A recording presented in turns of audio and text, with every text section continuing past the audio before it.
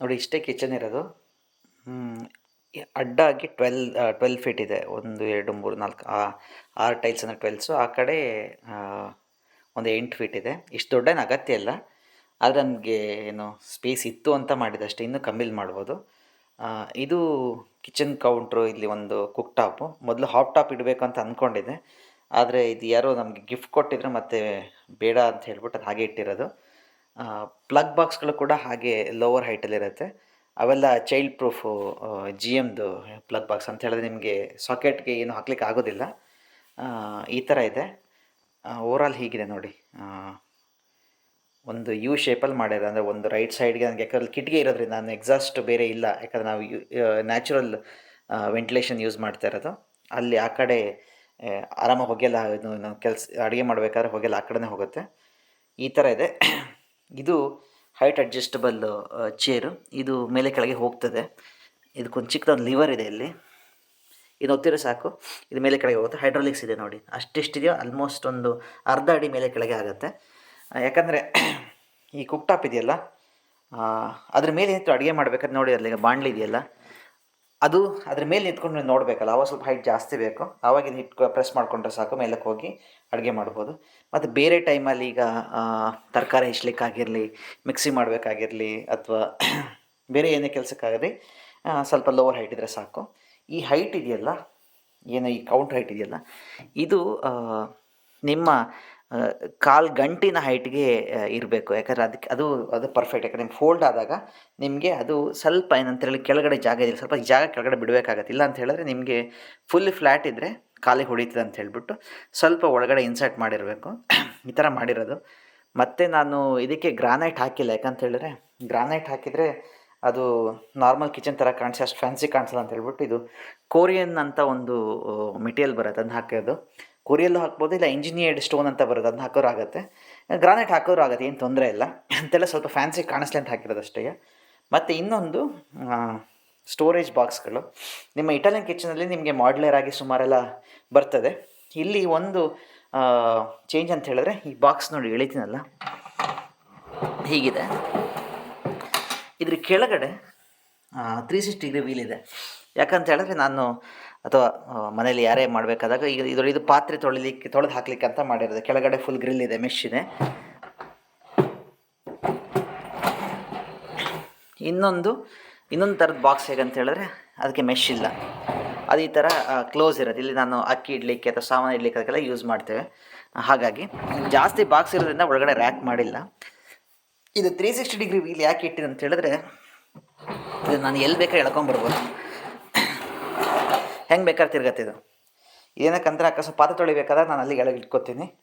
ಇಲ್ಲ ಅಂತ ಹೇಳಿದ್ರೆ ಕೆಲವು ಸಾರಿ ನಿಮಗೆ ಡೈರೆಕ್ಟಾಗಿ ಪ್ಯಾಂಟ್ರಿಯಿಂದ, ನಮ್ಮ ಪ್ಯಾಂಟ್ರಿ ಇಲ್ಲಿ ಕೆಳಗಡೆ ಪ್ಯಾಂಟ್ರಿ ಇದೆ, ಅಲ್ಲೊಂದು ಸ್ವಲ್ಪ ಈ ಅಕ್ಕಿ ಅದೆಲ್ಲ ಇಟ್ಕೋತೀವಿ. ಕೆಲವು ಸರಿ ಅದನ್ನು ಅಲ್ಲಿ ಸ್ಟೋರ್ ಮಾಡಬೇಕಾದಾಗ ಅಥವಾ ಅಲ್ಲಿ ಟ್ರಾನ್ಸ್ಫರ್ ಮಾಡಬೇಕಾದಾಗ ಇದು ಹಿಂಗೆ ಎಳ್ಕೊಂಬಂದ್ಬಿಟ್ಟು ಅದಕ್ಕೆ ಹಾಕೋದು. ಇಷ್ಟಿದೆ, ಈ ಥರ ಮಾಡಿರೋದು. ಎಷ್ಟಕ್ಕೆ ಆರಾಮಾಗಿ ಹೋಗುತ್ತೆ, ಆಮೇಲೆ ಕುತ್ಕೊಳ್ಳುತ್ತೆ. ಇಷ್ಟೇ ಮಾಡಿರೋದು. ಹೈಟು ಎಲ್ಲ ನಾನು ಡೈಮೆನ್ಷನ್ಸು ಹೇಳ್ತೇನೆ. ಯೂಶ್ವಲಿ ಇದು ಸ್ಟ್ಯಾಂಡರ್ಡ್ ಡೈಮೆನ್ಷನ್. ಇದು ಇನ್ನು 60 ಸೆಂಟಿಮೀಟರ್, 2 ಅಡಿ ಡೆಪ್ತ್ ಇದೆ. ನಲ್ಲಿಂದ ಅರೌಂಡ್ ನಿಮ್ಮ ನೀ ಹೈಟ್ ಅಂತ ಹೇಳಿದ್ರೆ ಒಂದು 50 ರಿಂದ 52 ಸೆಂಟಿಮೀಟ್ರು ಬರ್ತದೆ. ಇದು ನಂದು, ನನ್ನ ಹೆಂಡ್ತಿದು, ನಮ್ಮ ತಾಯಿದು ನೀ ಹೈಟನ್ನು ತೊಗೊಂಬಿಟ್ಟು ಅದರಿಂದ ಎವರೇಜ್ ತೊಗೊಂಬಿಟ್ಟು ಮಾಡಿರೋದು. ಆಲ್ಮೋಸ್ಟ್ ಎಲ್ಲ ಇಂಡಿಯನ್ಸ್ಗೆ ಅದೇ ಡೈಮೆನ್ಷನ್ ಬರ್ತದೆ. ಇಷ್ಟೇ ಇರ್ತಕ್ಕಂಥದ್ದು, ಭಾರಿ ಏನಿಲ್ಲ. ನಮಗಂತೂ ಯಾವುದೇ ಥರ ಸ್ಟೋರೇಜ್ ಸಮಸ್ಯೆ ಆಗಿಲ್ಲ. ಇನ್ನೊಂದು ಸಿಂಕಲ್ಲಿ ಅಷ್ಟೇ, ಸಿಂಕ್ ಕೂಡ ಇದೇ ಹೈಟಲ್ಲೇ ಮಾಡಿರೋದು. ಇಲ್ಲಿ ಪಾತ್ರೆ ತೊಳಿಬೇಕಾದ್ರೆ ಕುತ್ಕೊಂಡು ಪಾತ್ರೆ ತೊಳೆಯೋದು. ಸಿಂಕ್ ಕೆಳಗಡೆ ಅಲ್ಲಿ ಓಪನ್ ಸ್ಪೇಸ್ ಹಾಕಿಬಿಟ್ಟು ಅಂತ ಹೇಳಿದ್ರೆ ಒಂದು ಕಾಲಿಡಲಿಕ್ಕೆ ಸುಲಭ ಆಗುತ್ತೆ. ಯಾಕಂದರೆ ಪಾತ್ರೆ ತೊಳಿಬೇಕಾದ್ರೆ ತುಂಬಾ ಹೊತ್ತು ಇರ್ತೀವಲ್ಲಿ. ಮತ್ತು ಇನ್ನೊಂದು ಟ್ಯಾಪ್ ಕೂಡ ಅಷ್ಟೇ. ಇದು ಒಂದು ಫ್ಲ್ಯಾಂಬರ್ಗ್ ಅಂತ ಒಂದು ಕಂಪ್ನಿದು. ಈ ಜಾಕ್ವಾರಲ್ಲೂ ಬರುತ್ತೆ. ಏನಂತ ಹೇಳಿದ್ರೆ ಇದು ಅಡ್ಜಸ್ಟಬಲ್ ನೆಕ್ ಇರುತ್ತೆ. ಏನಕ್ಕಂತ ಹೇಳಿದ್ರೆ ನಿಮ್ಗೆ ಎಲ್ಲ ಕಡೆ ಮಾಡ್ಬೋದು. ಇದನ್ನು ನಾರ್ಮಲ್ ಕಿಚನ್ಲು ಹಾಕ್ತೀರ, ಏನು ತೊಂದರೆ ಇಲ್ಲ. ಮತ್ತು ನಾನು ಕೊರಿಯನ್ ಕಿಚನ್ ಸಿಂಕ್ ಹಾಕಿಲ್ಲ, ಯಾಕಂದರೆ ನನಗೆ ಸ್ಟೀಲ್ ಬೇಕಾಗಿತ್ತು, ಜಾಸ್ತಿ ಏರಿಯಾ ಬರ್ತದೆ ಅಂಥೇಳಿ. ಇಲ್ಲಿ ಇದು ವೆಟ್ ಏರಿಯಾ ಅಂತ ಕರಿತೀವಿ. ಅಂತ ಹೇಳಿದ್ರೆ ಇಲ್ಲಿ ತೊಳೆದಲ್ಲೆಲ್ಲ ಮಾಡ್ತೀವಿ, ಅದಕ್ಕೆ ವಾಷಿಂಗ್ ಮಿಷಿನ್ ಕೂಡ ಅಲ್ಲೇ ಇಟ್ಟಿರೋದು. ಯಾಕಂದರೆ ಒಂದೇ ಕಾಮನ್ ಡ್ರೈನೇಜ್ ಕೊಡ್ತೇವೆ ಅಲ್ಲಿ, ಮತ್ತು ಒಂದೇ ಕಡೆಯಿಂದ ವಾಟರ್ ಲೈನ್ ಬರುತ್ತೆ, ಹಾಗೇನು ಸಮಸ್ಯೆ ಇಲ್ಲ. ಅದು ವೆಟ್ ಏರಿಯಾ.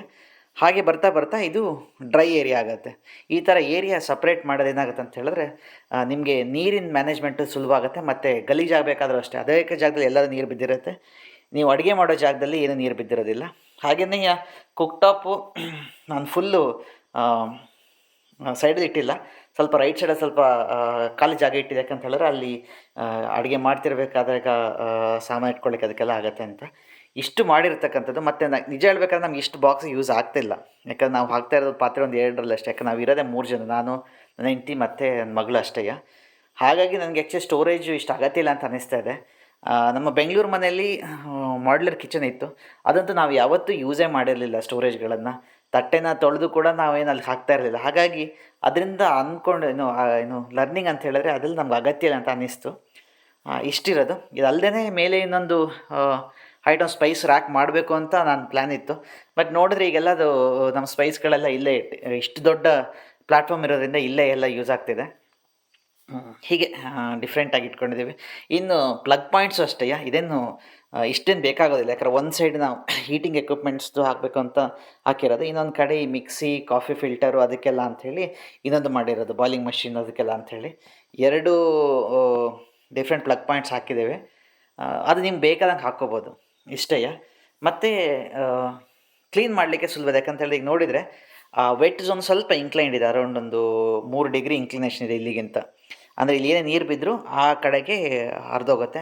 ಅದನ್ನ ಹೀಗೆ ನೀವು ಫ್ಲೋರ್ ಡಿಸೈನ್ ಮಾಡ್ಬೇಕಾದ್ರೆ ಮಾಡ್ತಾರೆ.